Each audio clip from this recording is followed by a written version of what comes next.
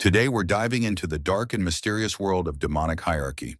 From the powerful archdemons to the lowly imps, we'll explore the ranks and roles of these otherworldly beings. Get ready to uncover the secrets of hell's twisted organizational chart. Let's descend into the depths of demonic lore and discover what lies within. In the darkest abysses of existence, where light is barely a memory, dwell the Infernal Ones, the lowest caste in the infernal hierarchy. While they lack the devastating power of the great demon lords, their subtle and persistent influence makes them silent threats. These lesser demons, unseen, slowly corrupt reality, making them ideal for those who wish to sow chaos without drawing the attention of higher forces.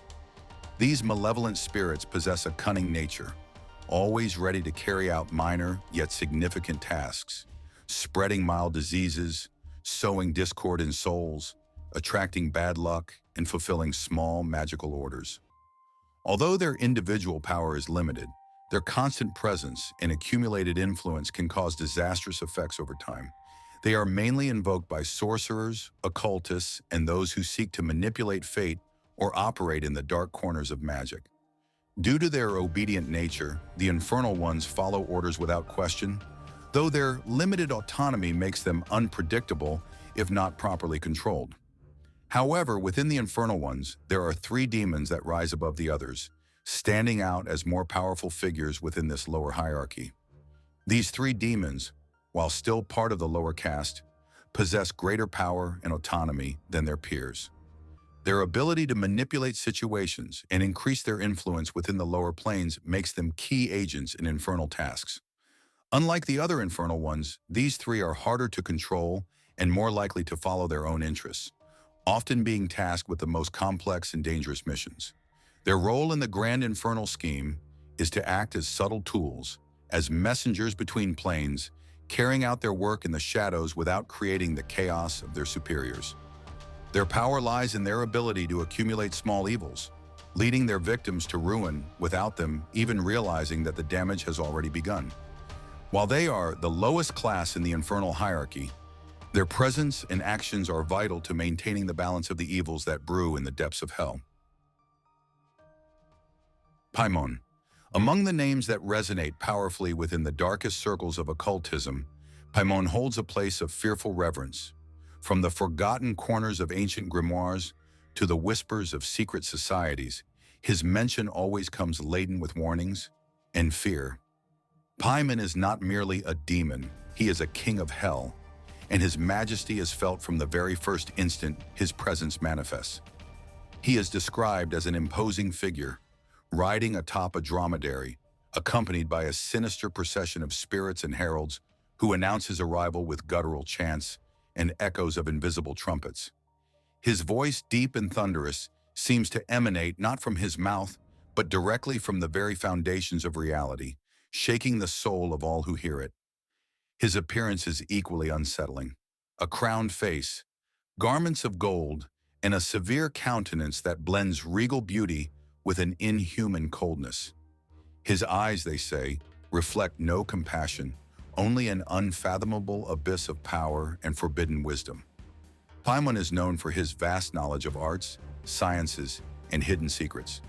In exchange for his favor, he offers mortals power, wisdom, and dominion over others. But he cannot be summoned without risk. Those who seek to bargain with him must be prepared to pay a price they often do not understand until it is far too late.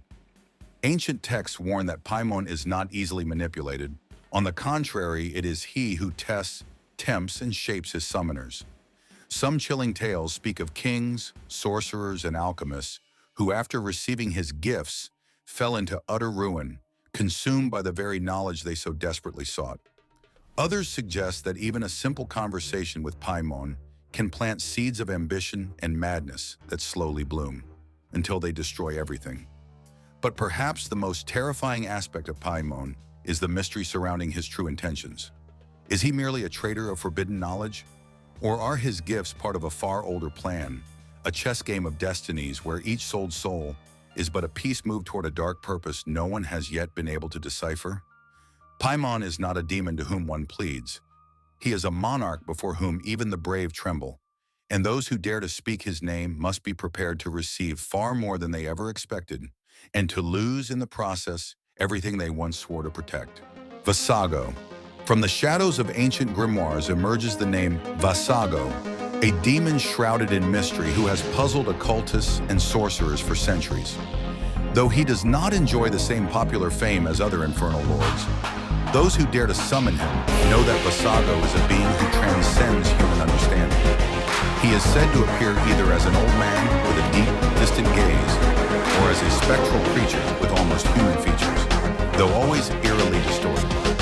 Dim eyes, a crooked smile, and a silhouette that seems to fade into the mist like a sinister omen. Some accounts describe his voice as an icy whisper that echoes deep within the mind, sowing doubts and revelations impossible to forget. Vasago is known as the Revealer of the Hidden, a demon with access to lost secrets, buried treasures, and mysteries forgotten by time. Those who seek forbidden answers turn to him, though they rarely emerge unscathed. Ancient texts warn that while Vasago may unveil the truth, that truth is often more terrifying than ignorance itself. There are tales claiming that Vasago not only reveals what has been forgotten, but also drags his interlocutors into visions of the future, scenes laden with horror and despair. The most disturbing part is that these fates, once revealed, seem to become inevitable, as if the mere act of revelation seals their fulfillment. Mad warlocks have left trembling warnings in their journals. Vasago does not lie, but neither does he reveal everything. He guides, but his path is riddled with invisible traps, and the truth he offers often leads to a damnation worse than any deception. Is Vasago merely a revealer of secrets or the architect of a greater tragedy? Does he serve a purpose darker and more vast than any human has ever unraveled? The only certainty is that once his name is whispered in ritual, its echo never leaves the summoner's soul. Vasago does not merely offer knowledge, he offers the damnation that comes with knowing too much. Aman. At last we encounter Aman, a demon whose name has echoed through the shadows since ancient times. He is no ordinary entity. His reputation transcends occult circles, appearing in video games, films, and horror stories, always shrouded in mystery and dread. Aman is regarded as the most powerful demon in his hierarchy, feared even by other denizens of the underworld. His true form is said to be that of a colossal wolf, with eyes that burn like embers in the dark. Sometimes he appears as a man with a wolf's head, his body covered in unhealable scars, remnants of ancient battles that only deepen his legend. His presence alone is enough to paralyze even the bravest, a heavy, suffocating aura that fills the air with an unnatural silence, as if the world itself holds its breath. Ancient accounts claim that wherever Aman steps, the earth withers and the sky turns blood red, foreshadowing doom. Few claim to have sensed his approach and lived to tell the tale. Whispers speak of a deep, guttural voice that can break the will of the strongest men, either by whispering forbidden secrets or driving them slowly to madness. Lost grimoires describe Aman not only as a warlord of the demonic realm, but also as a guardian of ancient knowledge long forgotten by humanity.